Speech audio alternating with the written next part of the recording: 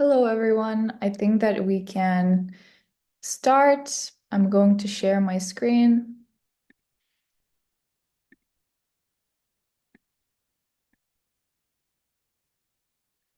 Okay.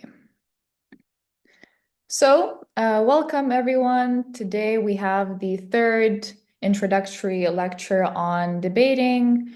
We're going to be covering argumentation, rebuttal, and weighing, along with some other small details that you should know. This lecture will be given by me. My name is Milda, and Guste. Hi, we have already met, but yeah, once again. Okay, great. Of course, as always, if you have any questions, you can ask throughout the presentation, but there will always be time for questions after as well. So, this is just a little reminder of what we have already learned in the previous lectures, because this, of course, is relevant for what we'll cover today. As you know already, there's two teams in debates. Each team has three speakers, and they all have distinct roles that they have to do in regards to argumentation, rebuttal, and the third speakers primarily do weighing. So we're not going to go all over this again, but if you do need a refresher, this is just the plan. Yeah, so as we already mentioned in the lectures before, but also just a reminder that every one of your speeches should begin with an introduction, right? So the way you form introductions can really depend on you and your favorite style of doing that. But essentially, introductions should give an idea to the judge. What is your speech going to be about, right? And the most important points that you think are relevant. So the way this can look is you can choose to do your introductions in many ways. A few of them being you can just present like a key piece of rebuttal, right? So if you see that the other team's argument, you can deny it or you can rebut it like instantly, just make a note of that and use it as your introduction, right? But your introductions can also be very funny, you can just take an example that you think is relevant to the debate. And that can also be kind of a joke, and the judges will probably note it down and give you like an additional speaker point for that. Um, but the introductions can really be strategic, and that is highly encouraged. So, what does it look like? It's just simply pointing out an error or contradiction in another team's case, maybe a missing logical link. They're arguing for something, but it's not really clear how they are achieving that. Um, and simply reminding the adjudicators of good points for your own side that were, for example, ignored by the team. After you do your introduction, these few sentences, what follows is a case split, right? So if you're the first speakers, you're going to say that, oh, I am introducing three arguments. The first one is that, the second is that, and the third one is that, and will be presented by our other speaker, right? Um, yeah, and then like a general note that you should know as an novice debater is that bad introductions are those where you simply want to introduce the debate, right? So what does this mean is that you come up, you say your name, you say what the motion is, you might even add from what school you are. So generally, don't do that. You are just wasting your time. You're not adding anything to the debate. So the way you have to do introductions is simply dive right into the debate, right? Point out the issues, point out the good points coming from your side. The judges already know your name, the judges know what motion you are debating. So generally, just try to stick to being strategic. Moving on, we are going to go into the substantive material. So by this, we just mean the arguments usually. So as you know already from the speaker roles, both teams in the debate need to come up with arguments. Anywhere from 2 or 4 arguments is accepted in the World Schools debating style. And of course, these arguments have to support their stance, their side in the debate. So either proposing or opposing some sort of topic. Substantive arguments basically just mean positive points for why a particular side of the motion is better or correct. Of course, the level of development and explanation of a substantive point is very critical to the weight an adjudicator will give an argument. I'm sure that there's many reasons why something can be good or bad for a specific topic, but you should always try to expand your reasoning further, elaborate, analyze arguments. We will share a structure for that in the later slide. But basically, the more you analyze an argument, the more weight it will have in the debate. And of course, it should also be logical, right? So when writing out a point, the critical question a speaker should have in mind is always why. After each sentence, you have to ask yourself why and answer that and repeat that all over and over again. A speaker should also develop an argument by explaining each logical step with detail and examples. Examples are very, very key to illustrating arguments and making them stronger. Even if examples are hypothetical or from maybe even your own life, they can add weight to the argument. Another thing that's similar to examples, but is not an example, are analogies. So here they can also be hypothetical or comparing one topic to another where that is relevant. Yeah, and then continuing with how your argument should be structured. And essentially, we just want to give you an idea of how you should write them out and how to make them logical and strategic, right? What Milda mentioned. So firstly, you should always start with a clear thesis statement. What does it mean? Is simply you have to have a rather short sentence that summarizes the whole point of your debate, of your argument, right? So you have to answer the question, what are you trying to prove, right? After you have done that, you can move on to a little bit of framing and characterizations. So this depends whether you have done the legwork before, right? Whether you have had framing from your proposition's first speaker, but essentially in the argument itself, you can also explain the relevant definitions, maybe the relevant way that actors might behave, and just give like overview, right? What is like important to understand before delving into the argument itself. But then, as Milda mentioned, there are a lot of why questions that you have to answer. So once you have like the basic idea of what you want your argument to be about, you essentially have to think to yourself that firstly, why is the statement even true? Like why what I'm claiming is true? Even if that thing seems like really logical to you, really intuitive, you think that, oh, this is like a no-brainer. It usually is not like that in a debate, right? So remember that the judge has just like a blank page in front of them, and you have to fill out the page, not they, but you. So the important part is that you have to explain that why is that statement true? Then you move on to explaining that, okay, so prove that the statement is true. Why is it good or bad, right? Why should like we care about the statement overall? And then you move on to the important part as well. Why is it important? Especially in the relevance of the debate. If we are debating about emotion, why should we care about this argument? Why should we care about the statement and the way we prove it? And then lastly, well, not lastly, but usually you then move on to the impacts of the argument. So this looks like who does this argument benefit, right? What are the people that are impacted? Maybe these are the vulnerable agents in the debate, right? Maybe these are the people that are like need the most help. Maybe this just like wide scope of people that are affected. But essentially, whenever you have an argument and you think, you know, why it is true, why is it important, you also have to think how it affects the world and how it affects the people. And then you explain that to the judge in your argument as well. Then a few optional points, but a few really good points that you're probably gonna adapt to when you start writing arguments and when you start debating is you're gonna use this thing called even if, right? So you tell the judge that, okay, look, even if some part of our argument is not true, or even if, you know, that impact is not as important, we still tell you that this argument stands in the debate as is important for X and Y reasons, right? So this depends on the argument that you're doing, but essentially a really good point to just predict that, you know, what other team might say and how they might rebut your argument, and just predict that before them actually saying it and rebut it in your argument itself.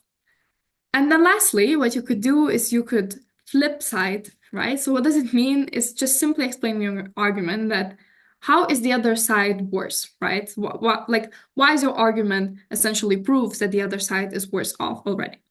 Um, yeah, and then in this like structure, you should also have examples, right? So what Milda mentioned. But one thing that really want to, kind of emphasize is that an example is not an argument, right? So an example is used to support your argument, but it should never ever be a whole argument. So if you're using any examples, real life or hypothetical ones, make sure that they're actually supporting the point that you're making.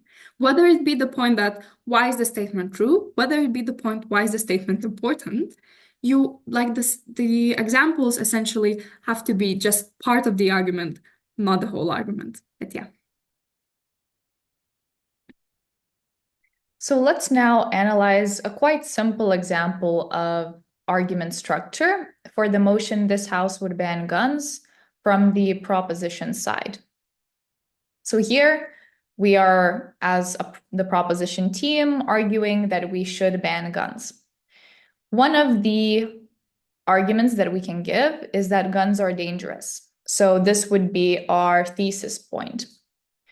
The analysis for it we get by asking the question why. So why is this true that guns are dangerous? We explain it by saying that guns fire bullets at a high velocity. So what? Why is this bad? Why is this good? What is the impact? We explain further. When bullets hit a human being, they cause tremendous damage. Why is this bad? Why is this important? This results in a serious injury or in some cases death. Why should we care? When people use guns to resolve disputes, they're far more likely to seriously injure or kill one another than if no guns are present. And we illustrate this with an example. The murder rate is higher in the US than Canada because it is much easier to obtain a gun in the United States. And then what is the impact of our argument? Basically, because guns are dangerous, guns should be banned. And when we ban them, we prevent human suffering and injuries and death.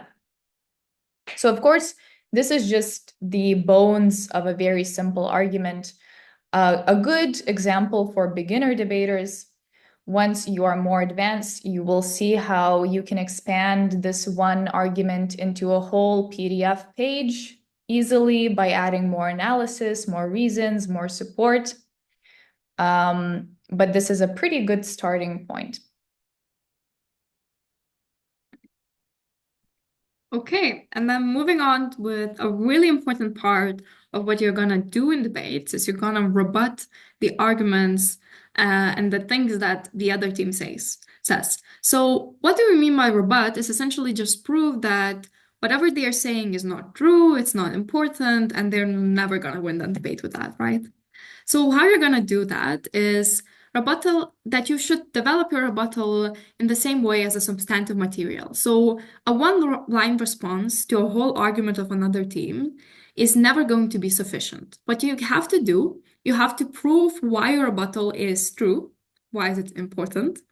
Maybe even what are the impacts of your rebuttal, if you are also incorporating some pieces of your own case into that, right? So how you should firstly start rebutting, you identify the point that you want to rebut coming from another team, but don't spend too much time, right? There, you don't have to repeat everything that they said. Just summarize the whole point to repeat it to the judge, so they know what point you were rebutting. Yeah, and then you essentially identify your rebuttal and provide your reasoning, which we're gonna go into a bit how you do that, right?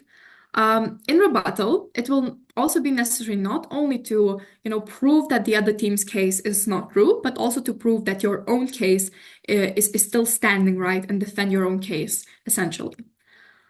So it is likely, and it will happen in debates, that another team will provide their own rebuttal to your own case, right? So your own substantive material and arguments. So you should also respond to that, so you can convince the judge, that yes, you rebutted the other team's arguments, but also your own arguments are still standing because you brought in new examples, or you just, you strengthened your explanation. Yeah. So, for example, you can simply say, my first speaker made a point X. In response, the opposing team said something. However, I will explain to you why what they said is not true, why our argument is still important, and then also I'm gonna move on to my own rebuttal, to why their argument is not true. So this is like a very basic structure of how your rebuttals could look like. What are some strategies to rebuttals? So we'll be talking about quite a lot because there's quite a lot of them. And of course, these are not exhaustive. There's no right or wrong way to make a rebuttal. A lot of the times it depends on the specific motion, but these are some good starting points as well. So the first one is denial. Here, you might find that your opposing team is lying or saying claims that aren't super logical, so you can just deny the truth of their argument. Of course, it's not enough to simply say that they're lying. We don't want to sound like some sort of populists. We have to have some reasons, some foundations to why what they're saying is not true. And you have to actually then advance the truthful position, explain what it is. Teams should also think about the importance of denying a fact. Basically, given the example of sporting role models, if an affirmative team said that Dan Carter was a good role model, you cannot just say that, oh, actually, he wasn't, another guy was. You have to perhaps advance your case by explaining how do we even understand sporting role models? Why is our definition important? What kind of impact do sporting role models have on people? Kind of setting up some sort of criteria to actually judge which one of these guys is the better role model. The second type of rebuttal is pointing out the lack of logic. So here you might notice that the opposing team simply asserted something without really analyzing it or explaining the logic underlying that point. So then you can point out that that argument is lacking in reasoning and should be afforded little weight in the debate. You can go a step further and explain an alternative chain of reasoning. For example, if a team asserts that zoos are detrimental to animal welfare, the opposing team might say that the opposing team has alleged that zoos are harmful to animal welfare. But they have not actually provided any reasoning to why this is true, why this is the case. You can explain that they are beneficial to animal welfare. They protect animals that are injured, that are unlikely to survive in the wild, and so on. These protections to the animal's welfare are not provided in the wild, but in the zoo. So just giving some more analysis to a point that has lacked analysis from the other team.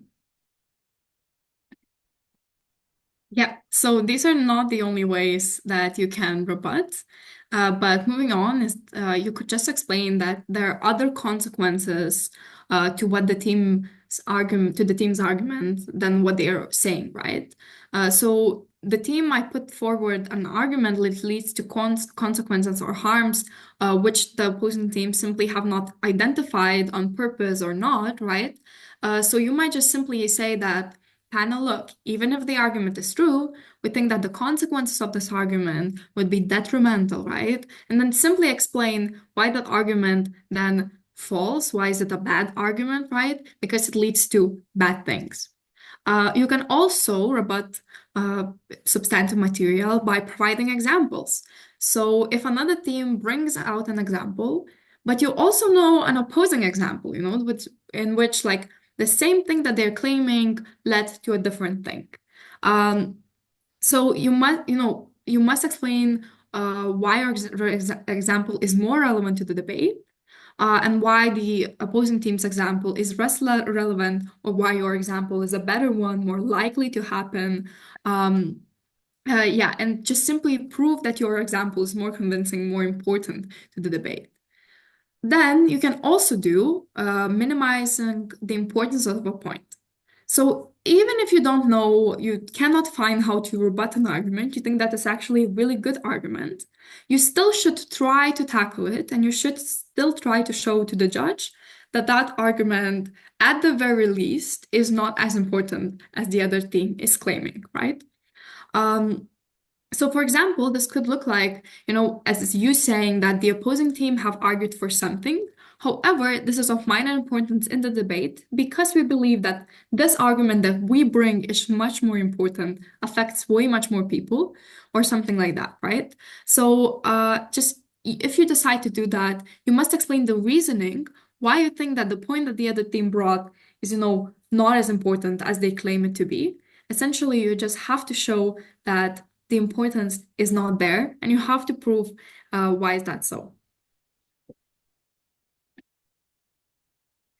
What about third speeches then? So, of course, rebuttals can be done in every single speech, but they're more accentuated for second speakers. So now we're kind of moving into third speech category. Third speeches, as you already learned a bit earlier, have a distinct kind of role in the debate. So this is just a refresher. What you should try to do is identify the first or main clash in the debate. Basically, clashes are kind of things that teams disagree on. And there's usually many clashes in a certain debate between teams. So you should choose the ones that are more relevant, given more time, more weight in the debate. And then basically explain these clashes by explaining how your team argued for that issue, why it's the most important issue in the debate. Of course, you're trying to sort of distinguish yourself from other speakers, not just repeating the same material, trying to perhaps add new examples, different rhetoric, new pieces of analysis. And you're trying to sway the debate towards your side, which also means that you should explain what the opposing team said about that particular issue, but perhaps critiquing it and giving your analysis a bit more weight and importance. Second of all, you have to identify any points of rebuttal offered by the opposing team and how your team has responded. So this is to show the judge that you've been engaging throughout the whole debate with the other team. You have sufficiently answered their critiques to your arguments. And also, as the third speaker, you should extend your own team's analysis by presenting new analysis, new arguments, so that your case is even stronger. And of course, if there's been no or limited rebuttal offered by the opposing team to your case, you should definitely point that out. Lastly, you should deal with the opposition's substantive points, and this is usually also done in clashes when you're explaining your case versus the opposing team's case. So you should basically identify what they were talking about and explain how you've rebutted to that, provide more rebuttal, and explain why the impacts the opposing team is supposedly arguing for are not as important as the impacts that you have claimed throughout your case. And then we are moving on to a really important part of the debate, one that is probably going to take you some time to master, as it does for most debaters, but a strategy that we call weighing, and a strategy that could win you debates. So what essentially it is weighing is a technique that involves comparing arguments and their impacts to show that your side is winning.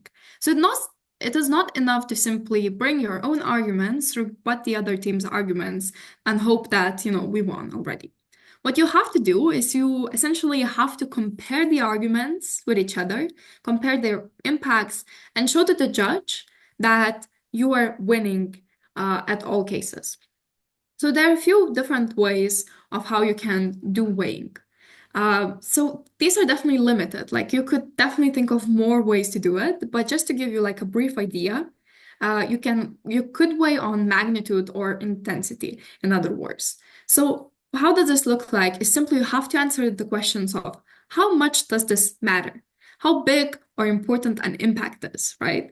Um, why is it so relevant to the debate, essentially? Then you could also weigh on scope. So this is very simple. How many people or things are affected? How wide-reaching this impact is, right? Because if you have an argument that, you're actually helping a lot of people, at least a little bit, and another team has an argument that they're helping only a very small proportion of people, but maybe just a little bit more, you could weigh it on scope and explain why you are winning here, right? Then you could also weigh on probability. So this is very intuitive as well. You can simply have to answer the question of what are the chances that this will actually occur, that this will actually happen. So you just explain why your argument is way much more likely than the other teams, and show that to the judge. You could also weigh on exclusivity, right? So how unique is your impact? Why is the impact so different from the others, right? Why your argument, your impacts are the only way to help the people, right? And you could, of course, just think of many other ways of how to do it. But just to give you a brief idea of what weighing, on what metrics you could do that. So how do you do weighing? There's a couple of points you should know. First of all, you should determine the main contention points, or as we call them, clashes or clash points, where both teams disagreed on something. Second of all, identify the strongest points of your and your opponent's cases. So you'll likely spend a good amount of time talking about these strongest points. And then, of course, trying to weigh them according to the principles that Gusta just mentioned. Whatever fits your clash better. Is it exclusivity, scope, intensity? Pick those out and try to sort of incorporate them into your explanation of why actually your strongest points take over your opponent's strongest points. Then, of course, you would identify the weakest points and explain why your opponent's case is bad or not important or not true, and kind of give grace to your weakest points. And then lastly, what you can do is explain why even your worst case scenario, if nothing works out in your case, if you have limited impacts, why is that still better than their best case scenario?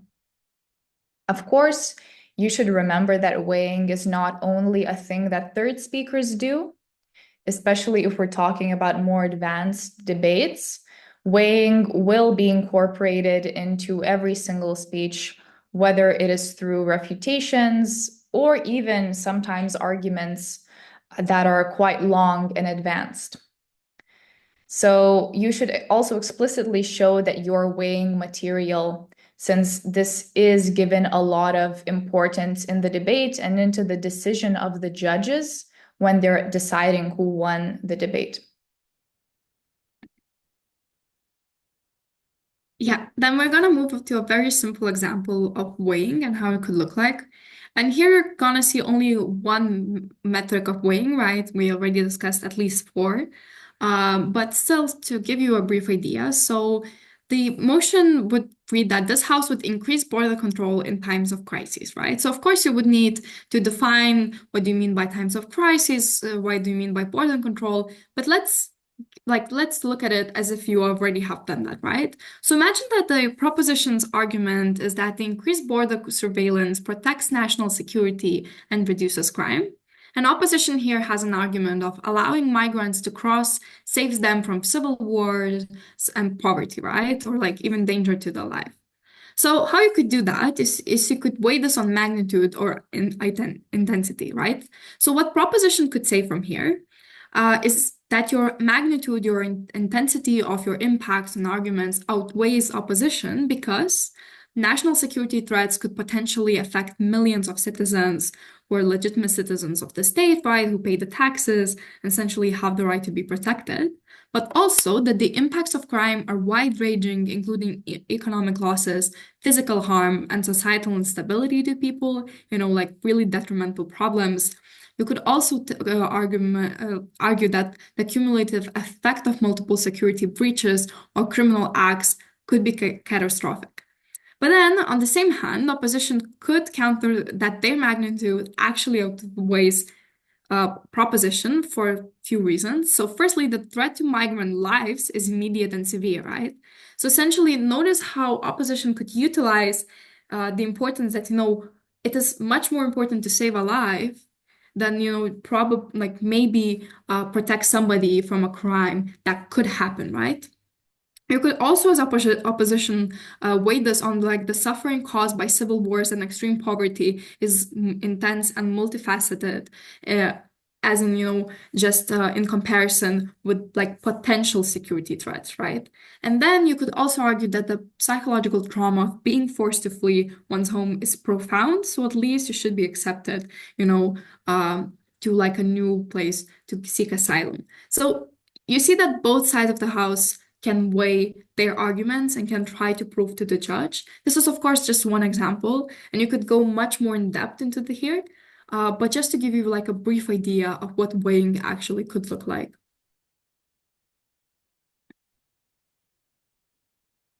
What about comparison of weighing mechanisms? So, of course, as with anything in debates, you might give more importance to something than something else. And this is always up to you to kind of make a metric explaining why something is more important than something else. So this is just an example of what it can look like. You can say that magnitude is the most important, then goes probability, then scope, and then exclusivity. So it will, of course, depend on the debate. Generally, you want to look for what's the strongest. In your specific case, your opponent might be claiming that they're winning on, for example, scope, but you can contest that and show that you're winning on other metrics and that actually other metrics are more important than scope is. And that's how you win. This is pretty advanced level stuff. So don't worry if you don't get it instantly. But of course, it's good to remember these things. And you can also show that you're winning on example 2 metrics while your opponent is winning on 1. It's good to keep count in debates. How many things have been rebutted by each team, on how many metrics does each team win.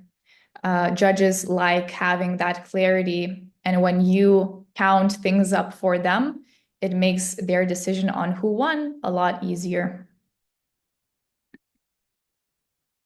Okay, and then we're gonna move to another important piece of information, which is called points of information, which is essentially just questions that you raise throughout the debate when your opponents are speaking, right?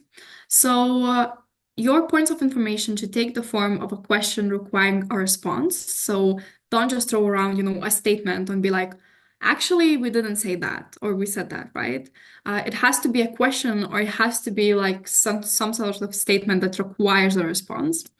It should generally be no longer than 10 to 15 seconds. So if you're raising a question, make sure that it's concise. And the question should be clear and direct, right?